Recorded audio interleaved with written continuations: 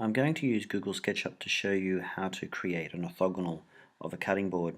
Now this is similar to your first project in Year 9. You'll notice with the board that it's about 300 millimeters wide, about 400 millimeters long, and it's made up of different segments of wood between 40 and 10 millimeters wide, and the piece of timber, the board itself, is actually 20 millimeters wide. You'll notice over here. So what I'm going to do is I firstly need to get a front view. Now I'm going to call this sort of view here my front view. So you'll notice that the pieces of timber here are 20 millimeters wide, and the first segment here is 40. Now I can either work that out by taking the 310 and subtracting all these other values, or I could actually measure it here on Google SketchUp. Now what I'm going to do is go to a new Google SketchUp document here, and what I'm going to do here is use this rectangle tool. This is 20 millimeters high and 40 millimeters long. So I'm going to put those in. So there's my first section of pine. Now remember, I'm only looking at the front view. So the next piece we said was going to be 20 and 20. If you look back at the original one, the next one was 20 by 10. They're all the same thickness. Then we went back to another 20 by 20.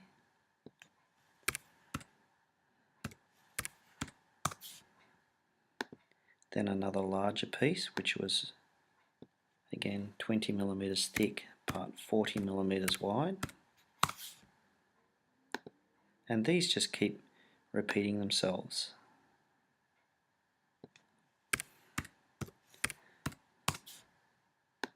So I'm going to finish off these last couple now.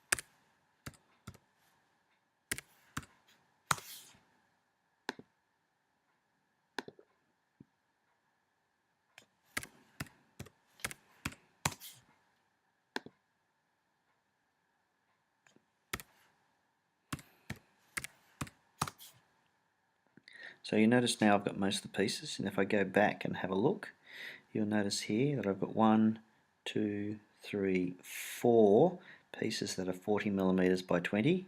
If I come back here, I have 4 pieces that are 40 millimeters by 20. So this is the front view. Now if I go back to my original isometric drawing, I'm basically seeing that bit there. Now what I want to do is a top view. So really what I'm trying to do now is just take the exact top of the diagram. Now if I come back to the drawing I'm using for the orthogonal, you'll notice that I can project all of these lines straight up. Now a top view goes directly on top of the front view. So what I'm going to do here is I'm going to leave a little bit of a gap, and we said that this one was 40 millimeters wide, but it's 400 millimeters long. So this gives me a nice long piece. So now what I need to do is keep drawing up my rectangles that represent my top view.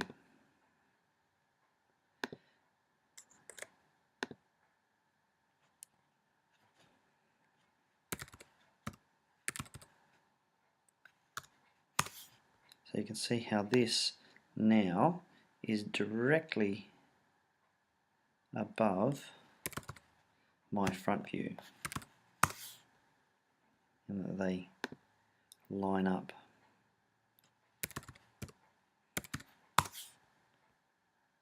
So you can see that this rectangle here is directly below this one, etc. So if I go back to my original drawing, as I said, you'll notice here that I have a top view and a front view there. I'm just going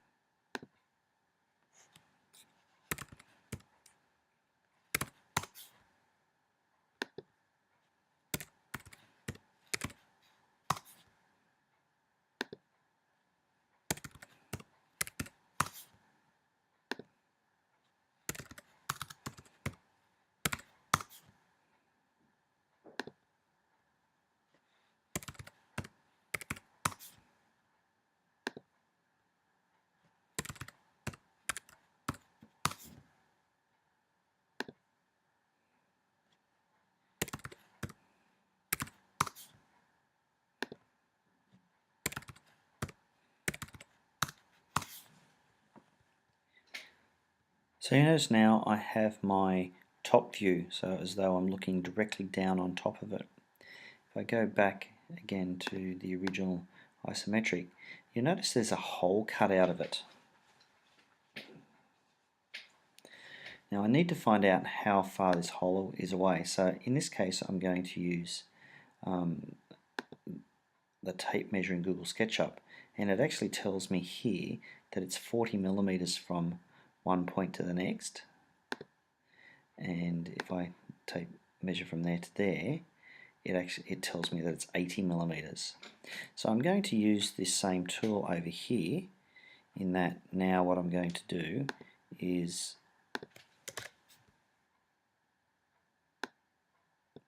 I'm going to use the same tool over here, and now what I'm going to do is measure up 80 millimeters. So I'm going to use the same tool over here, and now what I'm going to do is measure up 40 millimeters, and I'm also going to measure across 80, and again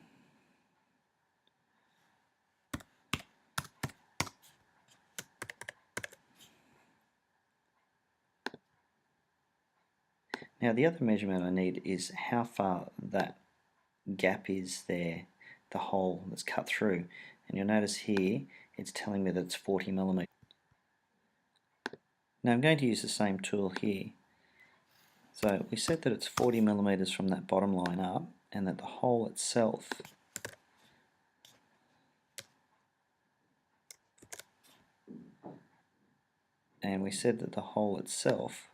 was another 40 millimeters high, and that it started 80 millimeters from the edges. So I'm going to make that. So this will now give us the rectangle, and I can use those points, to create my rectangle. Now Google SketchUp's quite good, and what I can do is I want to cut this section out. So I'm just going to delete those lines there.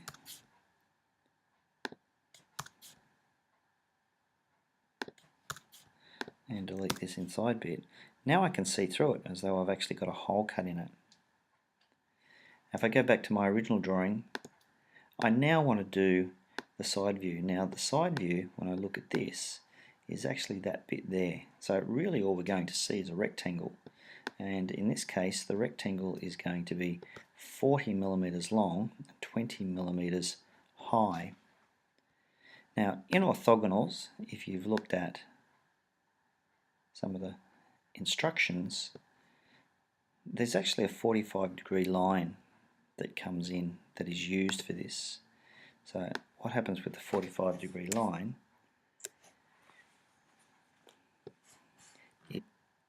this point directly across and directly down, and this becomes the end of my rectangle, and I can do the same thing up here.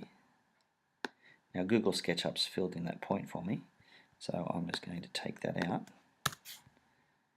And the other thing that I now do is using the pen tool again, is I can take this point straight across, and again, sorry, but Google SketchUp's filled that gap in for me. Again, I'll take that out, and that one there. Now you'll notice, here's my rectangle, which was my side view, and it should be the same size because I've projected these lines up and down. So in reality, what I'd do is these lines would have been really light, so I can either rub them out, or if I do them light enough, I can't see them. So in essence, we now have our top view, which is this one, our front view, and our side view.